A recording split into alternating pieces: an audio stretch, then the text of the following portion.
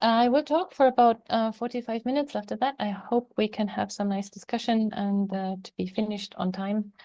So yeah, what you see here in the title is already a little bit of what I'm going to talk to. It's the whole ecology plus architecture plus urban design actually transposed into a different context, into the context of high-rise, high-density cities, because I'm from Shenzhen, which is on the other side of the world, and I will be talking about an environment that is thoroughly engineered. So how we would maybe go about the ECOLOPES objectives in that kind of environment. So I couldn't do any of this without my team. My team is quite interesting because, as you probably see from just a quick glance, they are very multidisciplinary. So they all come from different backgrounds. I have architects, planners, landscape architects, architectural engineers, computer scientists, people from automation, people from ecology, various people. And we talk to each other, and we are all doing projects at what I would call the edge of the natural and the beginning of the artificial. And we kind of accept that in a world that basically doesn't really have much natural nature left, most of the aspects in our world are consciously designed. So we hope to apply our design skills, design approach to collectively think about how we could do it better. And what is better is the big question. And ECOLOPES, I think, are in a very similar situation, because it's not just bringing nature back, but essentially creating something new and doing that with, and I would say, the most informed way possible. That's the mission. So the group is named Future Ecologies Group, but we do more than just ecology. So here's the background. This is the city I live in and I work in, and it's a city of now about 17 million people, with a lot of floating population. It's not the only city. Actually, there's bigger cities in the vicinities, and here we are if you have ever been in southern China, we are one of the biggest agglomerations of urban populations in the world. Guangzhou is about 20 million people, is just in the neighborhood, 2 hours drive from here. When you drive between those cities, basically the city never really ends. It's continuously populated. Hong Kong is across the border. Hong Kong has about between 7 and 8 million people, so it's considerably smaller than Shenzhen. But these cities are still growing, and they will stop growing when about 70% of the population of China has moved into them. So when we see this image, it depends on your background what you see. Many of us will say, oh, that's horrible, right? This is maybe too dense. I don't want to live there. But for many Chinese people, this is great. This is an achievement. This is the look of opportunity, of health, of family happiness. It's a sign that you have made it. So I think without the urban environments, we can't really do. And in my case, these cities here, as you can see from the image, a normal building is not below 100 meters. So most of the buildings here are somewhere between 100 and 200 meters tall. This doesn't qualify really as tall. What you see in the center here, that's the Ping An Finance Center, is one of the tallest buildings in the world. Just for scale, is about 600 meters tall. So my interest is then in how do we deal with this kind of environment, and it's not suburbia. I will run through a number of smaller projects we do in my team, just so that you see that we do a lot of engineering. And when I later talk about the ecology, you will see that how we approach this.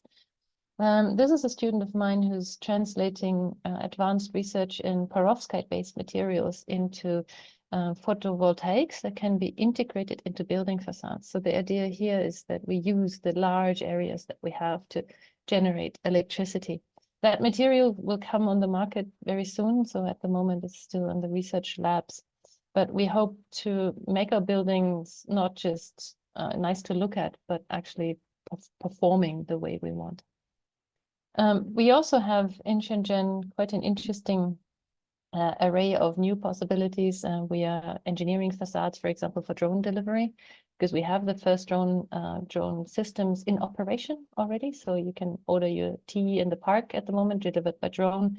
We want to actually look at how we can get this mode of transport into the buildings. Why would we do that? It's mostly because it's actually lower carbon, and we can save energy by doing that. Some in my team from architecture, they are good in creating these climate adaptive facades. You have probably seen many of them before. They automatically regulate interior environments. But in terms of architecture, architects are mostly thinking about the shape. So I have another student who's from computer science. He's actually trying to engineer the control models behind them. So looking at how a building can learn about what the occupants do, what the people do, and regulate this interface between the inside and the outside. Because no matter how well you engineer a building, as soon as you put people in them, they regularly don't do what the engineers predict. And we want to have a responsive and living control model of the building. Talking about the facade, there's actually more that we do, and it's recognizing that buildings are these interfaces. We also look at how we can use material to kind of make buildings better, healthier, more nice for the inhabitants. And as part of that, this is a biodiversity facade. It's biodiversity on a scale that we can't see. It's actually engineered for or designed for microbial biodiversity. It's based on an empirical study that we did on a university building in Suzhou, which is close to Shanghai, where I was before. And I will not go into detail in this talk, but essentially we DNA tested building facades, which scientists have not done before. They haven't done it mostly because you can't do it in a proper way for scientists. There's so many different surfaces in a building that sampling in a way that will give you scientifically relevant results is hard to impossible. So here in comes the design perspective, where we say, well, we don't really need to publish it in a science paper. We want to know what's going on roughly. And so we understood that from what we saw from the materials that there's a huge difference between natural materials and artificial materials, and that in combining them in intelligent ways, we can not only have, let's say, a well-lit interior with optimum lighting conditions, but we can also introduce natural ventilation and maybe put those microbes in the air that we want to be there. So, for example, using soil as a natural distributor of microbes that then will actually reinform our or reseed our own microbiome. This is a longer topic, so I won't go into this in much detail, but you see there's ecology from the tiny scale up to the big one. And I know that the ECOLOPES, I think, also tackles this in one way or another, but we can talk in the future how that may inform each other. So then one of my students who is an architect, he designed this city because we're not very happy about the way that Shenzhen and its urban environment constantly leads to flooding. It leads to, natural disasters because water can't run off, and there's a lot of water, a lot of typhoons in my region. So we designed the city from a design perspective to actually adapt itself to the local hydrogeology. And in that case, actually, the engineers that we're working with, they would call it even hydroecology, because the water determines where, all the natural growth, water reservoirs, predicted growth patterns, predicted rain patterns, where these go. So the goal is here to prevent the urban fabric to interfere with the natural evaporation and precipitation patterns, and instead kind of adapt and kind of slot into it in a way that the city will not encounter all these problems. Of course, the density is maybe a bit lower, but just a bit than a normal city would be here. But at the moment, we are actually asking friendly engineers we know to analyze this, and we are seeing quite good results. And this is quite interesting because from design, we use our best guess, we use our best knowledge. But then we design something and then we need to actually talk to engineers to do the analysis, or scientists. And what we can learn from this is that design is really needed, because design takes the risk of doing this first step. My experience is there's a lot of ecologists, there's a lot of scientists, but the purpose of research in that area is mostly observation, is making very clear statements about what is there. In our case, we can go beyond that. We can actually propose something and then build it or analyze it. And that requires a good deal of back and forth, creating shared language, creating shared interest between design engineering and science. Another of my students looks at how the urbanization and let's say the factors that accompany urbanization actually influences breeding patterns in barn swallows, which we also have. It's a nice, they're kind of spread all over the world. And he looks into which factors will influence the barn swallows negatively, which ones positively, and which ones may be even beneficial, even though they are part of urbanization. So I want to, this is kind of the basic background. So you see already that I have an approach to nature that accepts people, engineering, and general human interference as part of what I consider nature. Essentially, this area of the world has been farmed for thousands of years. You don't find really natural things anymore. And I still like nature very much. And so I need to accept that we are in this stage of urbanization where nature and people must coexist. And as part of that, I have to accept that maybe we need to engineer this, and we need to take engineering and design decisions all the time. We can't rely on much guidance because we can't go back to previous natural states. So we basically look at this as a system that is, as we would say in Chinese, xiangsheng. Now, xiangsheng is one of my favorite Chinese words. It means mutual and to give birth. So it's mutually generating. So I believe that buildings, architecture, and ecology ideally could be entering a relationship like that. It is not just coexistence. It's actually a mutually beneficial and mutually arising sort of coexistence. And in terms of a design goal, I think this is where, with all the things we do in our group, no matter if it's engineering or technology or science, we would aim to that, and we don't shy away from, you know, this the critical questions that come with it. So it's interdisciplinary challenge, and it strongly involves humans, I think. Sometimes we consider these urban environments as if they are independent of the human inhabitants, but I feel, especially here in these super dense areas, humans, their perceptions of nature, their approach to nature, their interrelation with it are kind of part of the system. And without people and without considering their role in this, a very active role, we can't really have any success. So, I mean, Singapore has a lot of great examples about how to educate people for this kind of context, how to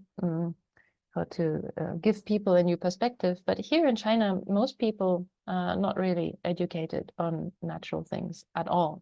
So this kind of idea that you can identify the 5 basic bird species in your garden that you have in a country like Germany, for example, are just non-existent. These are generations of urbanized people. So that's an interesting conundrum, I find. And so instead of coming up with big theories in the first part, a lot of what we do is kind of bottom up. We look at what's there, we try to adapt into a context, and we try to take it from there. So when we look again at this picture, there's this question: can these buildings, can these be not just part of the problem, but part of the solution? And I don't believe in solutions, but maybe I would call response the better answer. So here's another Chinese word. Don't worry, it's not going to be a lecture. It's another really nice Chinese word. It's called Yijing. Yijing means something very special. It's hard to translate. I can only describe it. It's a very old Chinese concept, and it means that nature has had a huge space, a huge place, very important place in the whole Chinese philosophy, the way that people define their place in the world. And the relationship between nature and people is quite interesting. You can see that if you look into these old Chinese landscape paintings, which was one of the high scholar arts, arts that the educated people would all know how to do. And Yi means something like the mind or the thinking mind. Jing means 环境, the environment. So basically, it's a unison between the thinking mind, which kind of characterizes person, people, the perception of people, and the environment. And the state of eating is something that is really highly valued. It means to become one with your environment, and very often, this this phase or this moment is depicted as a scholar, like you see in the picture to the right, being immersed in nature. I think in this image it's quite funny. You see behind the scholar is the servant, so it's not really quite alone, but the immersion is kind of assisted. But having this everybody in China who's reasonably educated will know what eating is. Funnily enough, most people will not know what a carbon footprint is. So this gives us a very interesting idea where maybe we have to start not from the conventional scientific rationalist idea of we want to lower energy, we want to lower carbon emission. This is something the government does, and they're actually quite good here at pushing green energy, trying to lower carbon emission as much as they can. But to reach a population, we have to reach them via quite another goal. And this is an open method. This is quite an open question. I don't have a big answer, but I know that I can't proceed here in the same way as we would, let's say, in a context like Europe, where you basically give people a rational explanation. Here, the explanation must be emotional, must be reaching people in a very personal way. So that said, I thought, okay, what if we blur boundaries? What if we look at this boundary as something that kind of slowly but surely merges together? And you can see these are AI generated, is just concept images that I use to communicate with my team, with myself, what we want. And ideally, what we can do is something like this. This is a crossover between a Shenzhen, two Shenzhen type mountains. One is the high-rise building, one is the mountain of the Chinese mindset that has has all the desirability and the wisdom and the kind of lofty isolation and the nature that people will go and try and find. This is a question, not an answer, this image. And maybe that's what we are after, ideally, but it's definitely a metaphorical image. So when we look to the future, very often I talk with my students and I say, well, we choose our future. What the decisions we make now, the things we do now, they will have an impact later on, and we choose in which direction Shenzhen can develop. And that's actually quite strong. So we communicate very much through images rather than through rational argument and numerical prediction. I'll jump back to architecture and show you a little introduction here. You all know about green building and the whole idea that we all need to follow the SDG, which personally I find are incredibly anthropocentric. And we talk about nature giving us ecosystem services, and we evaluate nature as such. I think as a communication device, these goals are really good, but ultimately they're limiting, because we keep seeing nature in service of people, and that's far away from what I just tried to describe as xiangsheng, mutually generating. So in architecture, you know, we focus a lot on the technological aspects, and that's nice. We also have green roofs and walls in many of the green building certification standards. But when you look at actually the buildings that are built that claim to be really sustainable, I have some concerns. You see here the 2023 CTBUH Global Prizes. CTBUH, this is the Council for Tall Buildings and Urban Habitat. They basically collect all the academics and mostly companies that build tall buildings. And when you look at those, you start to understand very quickly, oh, these are buildings with great curtain wall facade and a lot of glass, but it's, of course, very high-tech glass. These are maybe low emissions, and maybe they have optimized building interiors. But in my view, there's also a big lack. They really don't contribute to their environments. They're like very closed boxes that maybe don't waste a lot of energy. But I know people in these regions of the world, they really appreciate fresh air and nature. So the first thing they will do is try to open the window. And again, the perfectly engineered building doesn't really help if people want to open the window and turn on the air condition at the same time. So this lack of exchange that we see with contemporary sustainable construction architecture really concerns me. And there's other examples also. You know, you had the talk by Chartier Dalix. They're really heroes in this whole idea of really working on ecology and biodiversity in a lot of different settings. These two examples actually show high-rise buildings with ecological thoughts in mind, and that is the concern. There's not much background knowledge on how to make high-rise buildings more ecological.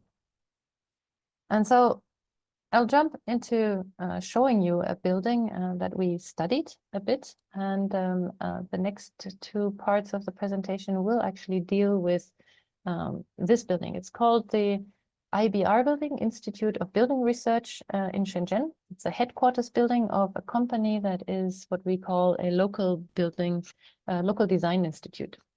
The local design institute is a company that operates like a big architecture company, but they basically come out of earlier state-owned enterprises. So they're not state-owned anymore, but they usually have some government relationship. Now, IBR is very interesting because they are the pioneers of green building in Shenzhen and also in China. And they have been pioneering technologies. So the building that you see to the left actually is quite nicely engineered. It conserves water. It has a lot of interesting materials, recycling, optimized daylighting, and it actually pioneers different new energy and battery technologies. It is designed for wind. As you see, there's a gap in the building. So actually, this is to catch wind and make it possible for the building to extend the natural ventilation phase of the building for another 2 months of the year and to save air condition. And you also have in this building photovoltaics on the sides of the building that are hit by sun, especially in the southwest. But you can already see that there's landscaping. Landscaping is the last point here. But landscaping is a bit weird because landscaping doesn't really do much. It can't be really counted. It is nice to look at. And I think it is quite interesting in this building that there's actually 3 levels dedicated to landscape. I know the director of this building, who is the main pushing force behind the building, and Ms. Feng Jin is a very interesting person. When I started to talk to her about why do you have so much greenery in the building, and actually it's very interesting greenery. I will show you a bit later. And she starts talking about feng shui, and she starts talking about love. And she says, a building has to give love, and a building has to be nice. And she talks about the enjoyment of people in the building. So I tried to get some rational arguments out of her, but it doesn't really work. So I gave up, and I thought, this building obviously is quite unique. There's actually a lot more ecology in this building than anybody understands or notices. And frankly, nobody really pays attention to it. So here's the building when it was constructed in 2009 and 14 years ago. And on the left-hand side, you see it's a very orderly, some very regulated greenery. And I can tell you already it's 35 species in the original landscape planning. Now, on the right-hand side, you see the current view. And there's a big difference between the left-hand side and the right-hand side. And what happened? Actually, time happened and random things happened. The gardeners deciding on something, vegetables gardens being created for the inhabitants of the building. Maybe they actually have a kindergarten in the building. And maybe there was some tomato growing demonstration projects, and they have lots of different things that are happening, but nobody tracked. And by now, the building is basically its own very particular ecosystem. And I will come to the details a bit later. Here's some images of mine that actually show, oh, the building is actually next to a mountain. And a lot of the exchange that happens actually happens through birds, wind, and other self-seeding strategies. So when you look at the building again, you start seeing, oh, it's much more than just human intention. It's more than an optimized receptacle for human planning strategies. This is a living system that can exist because the director thinks of love and thinks about making it possible for all these things to coexist together. So that's an interesting start. So making contact with this company, we said, oh, you're building new buildings as well, because it's a design institute, and you're focusing on all these kind of very advanced technologies, net zero energy and photovoltaics and all these things. But do you actually look at ecology? And they said, no, we never thought about that. So it's quite interesting. So I think the whole green building community, no matter whether in China or overseas, don't really have that on their minds. The landscape planners don't really care about it. The architects don't really know about it. The ecologists don't have it on their radar. And yeah, we have work to do. So we asked them whether we could do a quick analysis of one of their new buildings. And I said, yes, sure. We have a low carbon building, and it's the one on the left-hand side. And we analyzed a small part of it that was already completed, just completed when I got to my new workplace here in Shenzhen.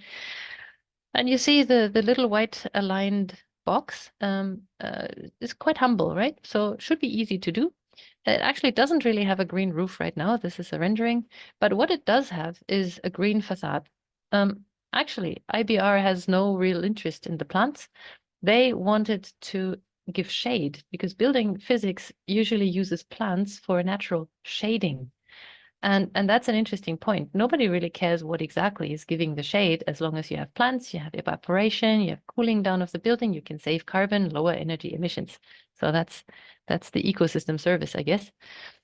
So when you look at the details, this is, the typical secondary facade with some cables on it. And it's just for maintenance purposes. People can't go out there. And we did actually a quick survey. So we looked at all the areas around the building. You see actually here in the white outline, that's the observation area. We tracked all the plants and animals in a small biodiversity survey. Just for kicks to see what is the outcome. So you see here, there's two lists combined, a green list, which is the species list for plants, and then the pink one, which is the species list for animals. So we have 31 species of plants and 17 of animal. And we tried to count everything we saw. Of course, this is just a pioneering study, just a small one. And my ecologist said, well, not really interesting. It's just mapping a couple of plants and animals. But the interesting thing comes now if you think like an architect and you go, oh, why don't we rearrange the species list in a way that we can actually map it to the elevation of the building in a three-dimensional form? And when you do that, you suddenly see a very striking pattern. It's that most of the biodiversity actually happens on the ground floor. We have a huge list of species, and then the actual tower profile suddenly has only 5 species that occur again and again and again, almost no transition zone, and one lonely little spider we found on the 17th floor. I think it was very lonely indeed. So that is quite striking. And we thought, oh, how come? Normally in a mountain, you find something like a transition zone. You find something like a gradual decrease or gradual increase in species richness. No.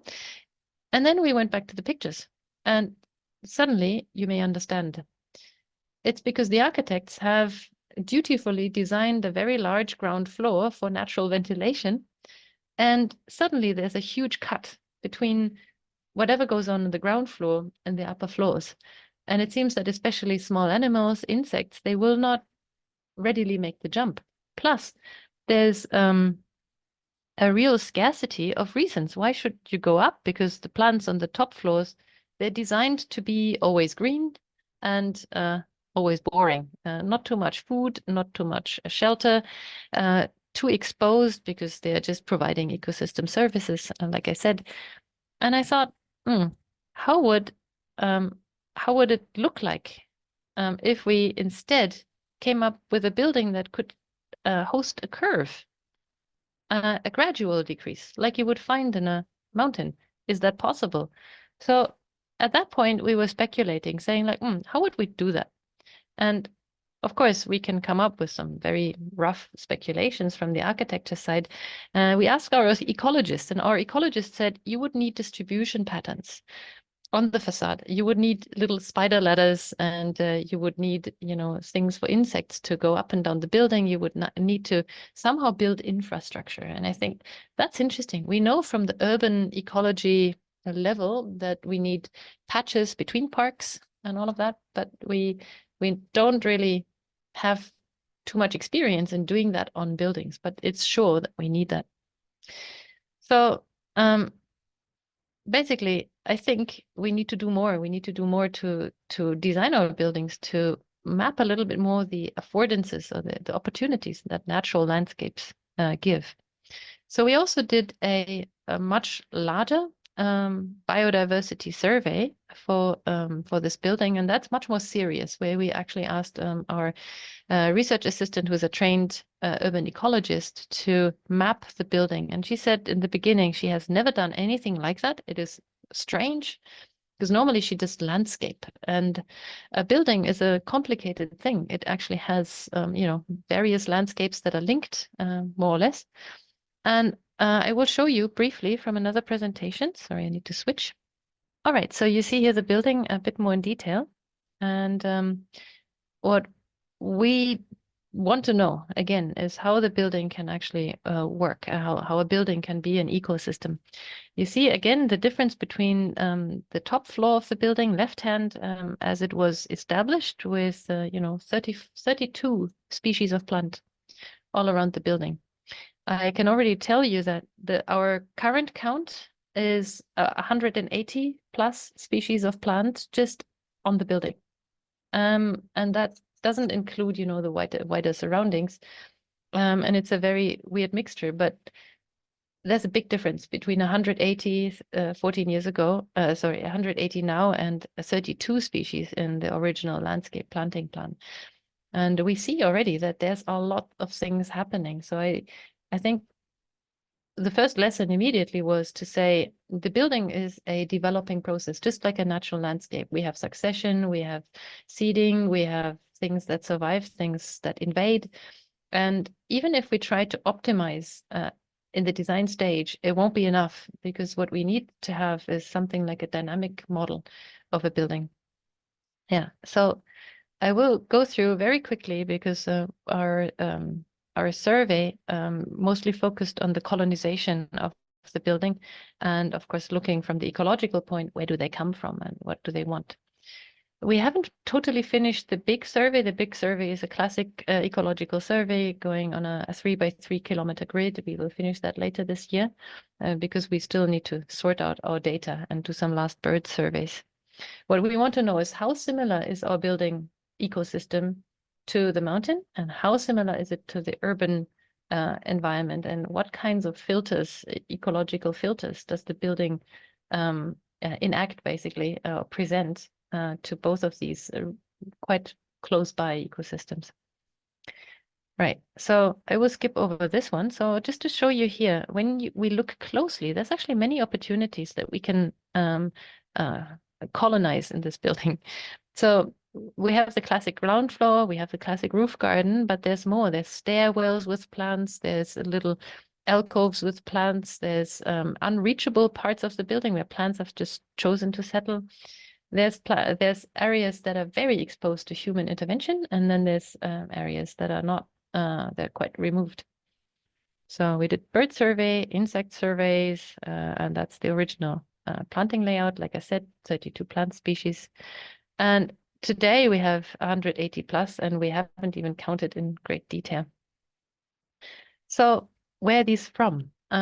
Many of these are cultivated. So humans are a major vector. So humans bring plants and take plants and bring new plants. And there's also a lot of wild species.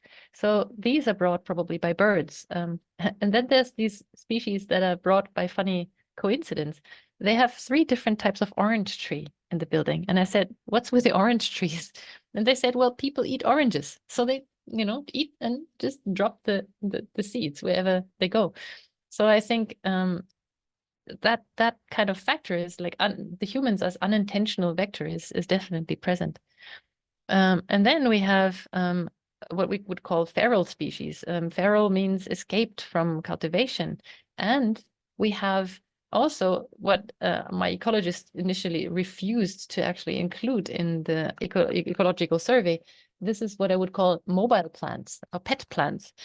Plants that are actually part of the building ecosystem, but they are really very artificially carried around by people. In the summer, they move out. In the winter, they move in. They kind of go where the people are. They kind of accompany people.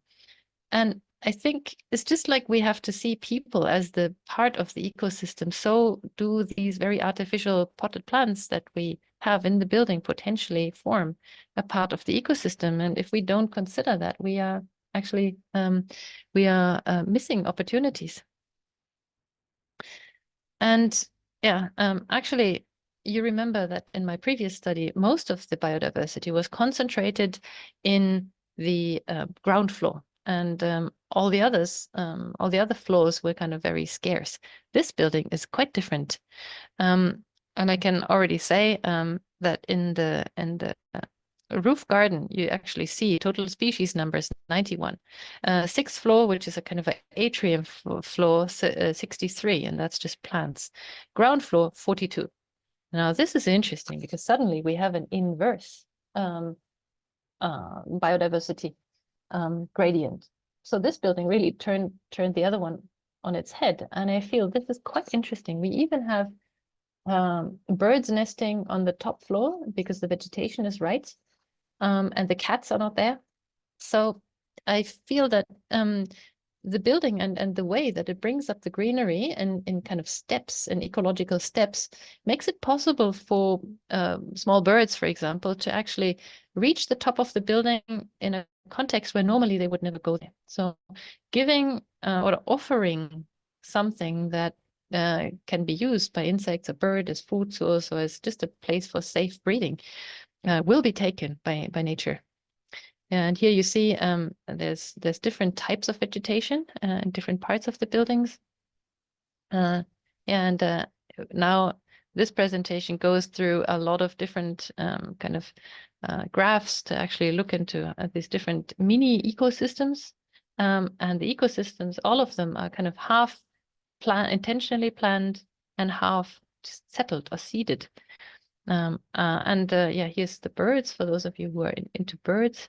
They are observed in and immediately around the building, and 3 of them are actually nesting on the building. So we have quite a big domestic pigeon population, not because they were invited, they were kind of put there, they just came. And then, according to the principle of universal love, they were just given a little box to nest in, and now they have multiplied and live happily with the people. Yeah, so some images from the things that we can see there. Yeah, so dangerous cats, people feeding the cats, people feeding the birds, and not totally unaware that one eats the other. So this is really kind of a wild environment. And also interesting observations. You know, we have actually, because of the pigeons, we have goshawks coming to the building, probably looking for some pigeons for dinner, and you know, kind of proliferating its own ecosystem.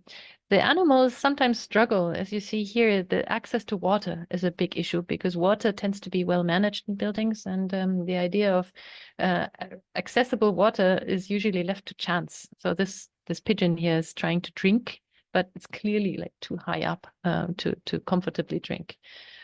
And yeah, in terms of insects, we haven't really finished our survey. It's less than we expect, and we suspect that the gardeners, unbeknown to the director, actually use some pesticide to kind of keep the mosquitoes out of the building. Shenzhen is subtropical, so there's a lot of variety of unsavory animals normally.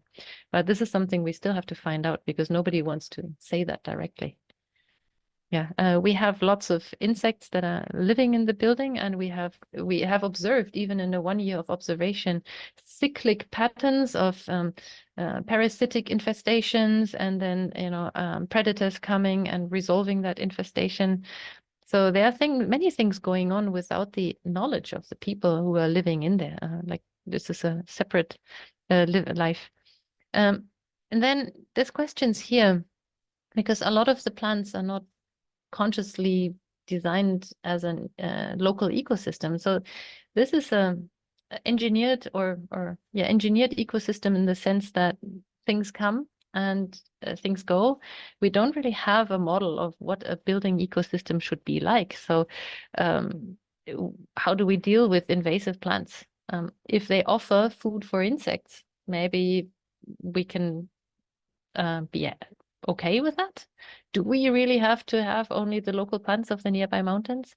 So these are interesting questions about management. And yeah, also insects, that the human encounter becomes quite important to manage the animal life together with people who are immediately in the system. Right. I want to close it here. I have more to show, but this is for next time. And I hope I have raised enough questions for discussion. Thank you very much.